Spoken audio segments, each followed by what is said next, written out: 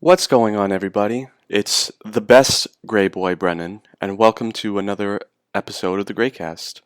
It's been a long time since I've done one of these, and figured I would just kind of jump back on, do something simple, but just something I could talk about for a few minutes. I'm going to be ranking, in my personal opinion, uh, from least favorite to most favorite, Batman films. Now, for this list, I am just doing the four films that came out in the 80s and 90s and the three Christopher Nolan films, the Dark Knight trilogy. So the list will be, Batman, Batman Returns, Batman Forever, Batman and Robin, Batman Begins, The Dark Knight, and The Dark Knight Rises. I'm not going to cover Batman v Superman only because that wasn't exclusively a Batman film. He shared the screen. Not to go off topic, but I actually don't mind Ben Affleck Batman, but maybe that's something I'll talk about some other time. And I know that Adam West had a Batman film. I've just never seen it, so I don't want to throw that in there. So, yeah, I'm going to rank those 7 films, and I'm just going to rank them as films. I'm not necessarily here to rank the 4 different Batman actors from those 7 films. I'm just here to rank my personal opinion of the movies. So, coming in at number 7, probably not to anyone's surprise, it's going to be Batman and Robin. Now, if you ask me to make a list of my favorite bad movies of all time, this is high on that list. This is just, I don't know. I mean, I could go on for hours on this film. How weird it is, how just not good it is, where, the director took this was just so bizarre. Batman Returns was obviously a different actor, but at least it was kind of continuing the same Gotham. I guess the same feel, but that's also because Tim Burton was still involved in the third film, even though he didn't direct it like the first two. But this one had like a completely different crew.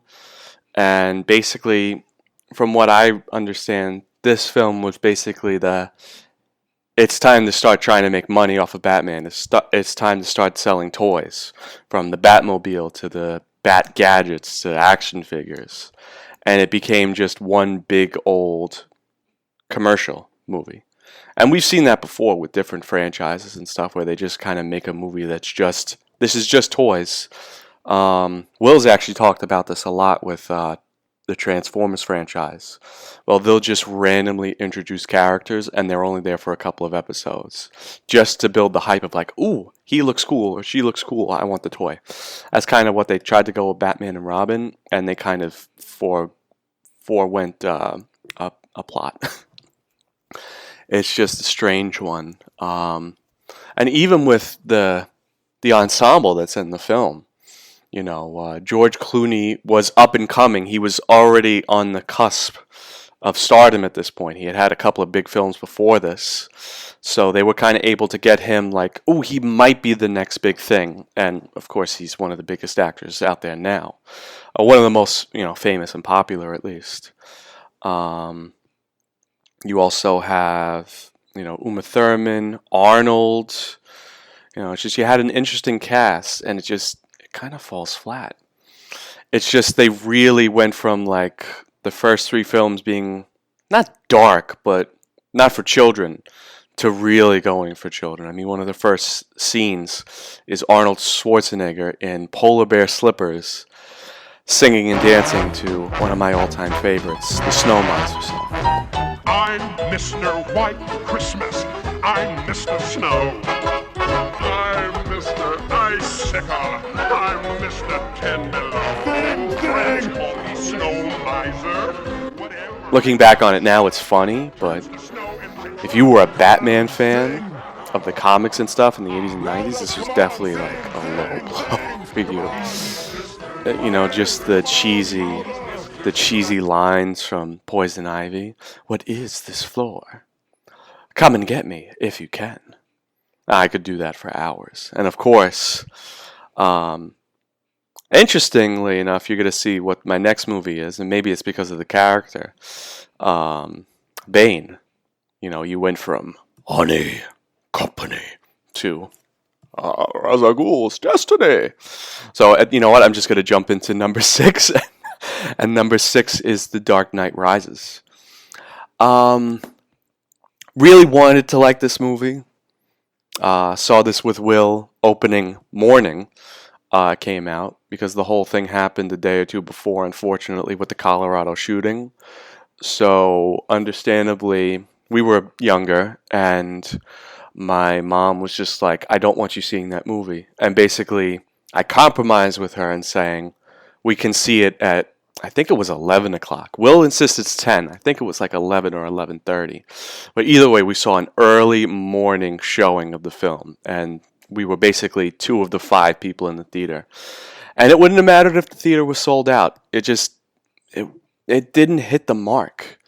You know, Batman Begins is great, Dark Knight is incredible, and this just kind of, the same thing, just not a great plot. They tried to like kind of fill all these gaps. They tried to bring back the whole Batman Begins Ra's al Ghul arc, which was fine, but it just didn't make sense. Like for example, in Batman Begins, it's referenced, and in The Dark Knight, you see like the Army and National Guard have to come to Gotham. They just don't show up in this movie, even though Bane like destroys all the bridges and tunnels. I can let that one go if he was able to make that work through secrecy.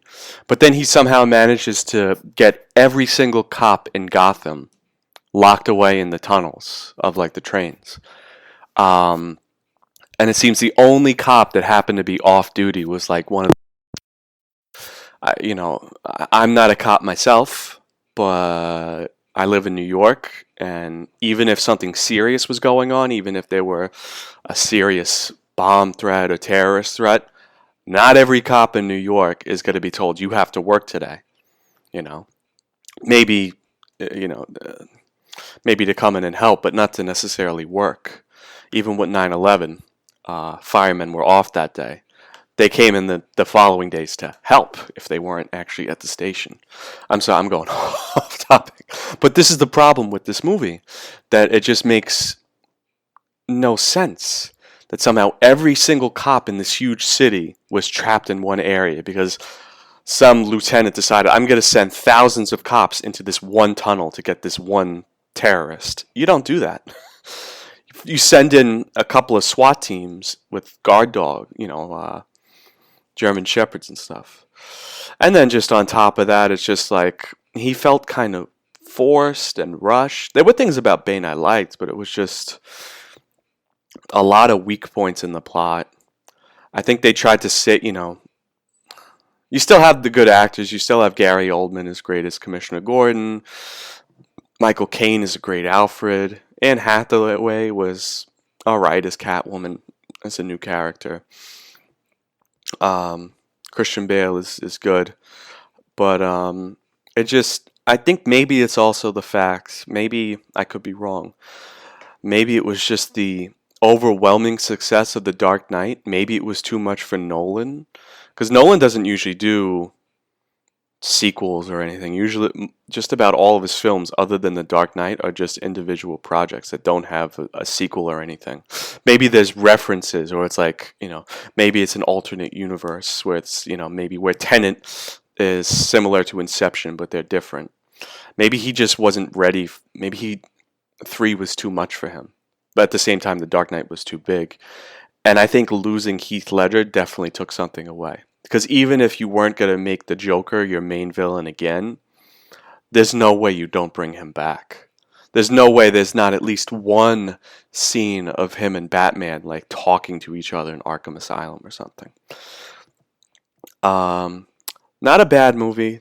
A lot of plot holes though, so that's why it's number 6 for me. Number 5 on my list is Batman Forever. Now, it's not high on the list because of Batman. I actually really did enjoy Val Kilmer in the role. He kind of picked up where Michael Keaton left off.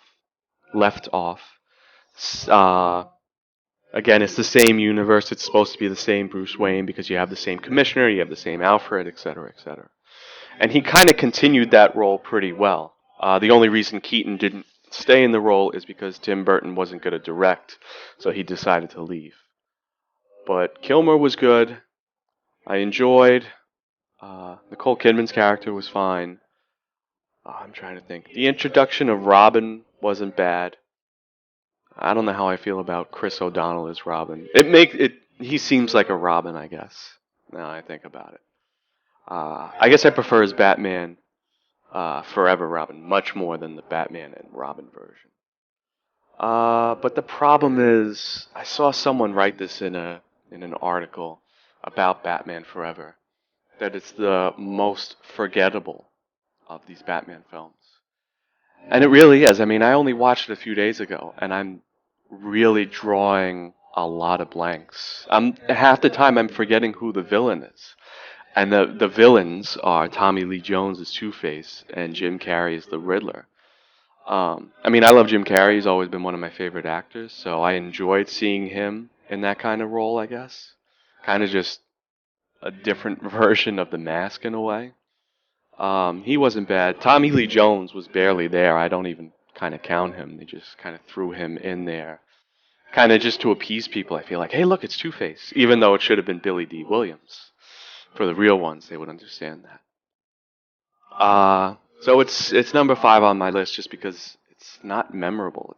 There's nothing that really stood out other than the theme song by Seal. That puts it number 5. If it weren't for that song, it might be 6. Coming in at number 4 is the 1989 Batman, the first film out of all these films with Michael Keaton and Tim Burton. This is a good one. It was a good introduction. Keaton plays a good combination of Wayne and Batman. An enjoyable role. I'm excited that I don't even know if it's going to happen with all the criticism and nonsense coming out of DC lately with the whole cyborg drama, and they're pushing away Affleck. They're moving forward with Robert Pattinson. We're supposed to be getting a Flash movie where we actually see an alternate timeline of Michael Keaton again. I hope we still get that. I have no idea if it's actually going to happen, but who knows. But for Batman itself, I love it because I love the way Gotham looks. I love the Gotham feel in these movies. Even though the population always seems to be about 50 people. It's a little strange. It's always just Gotham is just one little town square. And it looks like it's skyscrapers that could be in like some random neighborhood in like rural Pennsylvania. But I think it's a good story, good characters. Jack Nicholson is fantastic, of course. Not the best Joker, but a damn good one. I'm also going to go off topic again. Will and I were talking the other day. I was asking him to rank the Jokers. And I told him to rank them out of Jack Nicholson, Heath Ledger, Joaquin Phoenix, and just for fun, I said Mark Hamill also because he's done so many different Joker roles. And I didn't realize it until I started doing this recording. I never even brought up Jared Leto. And maybe that's for good reason. Just didn't sit well. And if I were working at DC, I'd leave it that way. No matter what Jared Leto says, they left so much off the table. Probably for good reason, buddy, because you weren't fucking good. But back to the topic, Jack Nicholson was a great Joker. Really worked well in the film. I like the idea. I don't know if everyone likes this. I kind of like that the big reveal was that he was the one that actually killed his parents. I know that's maybe been done in one comic, but it's often just a nobody.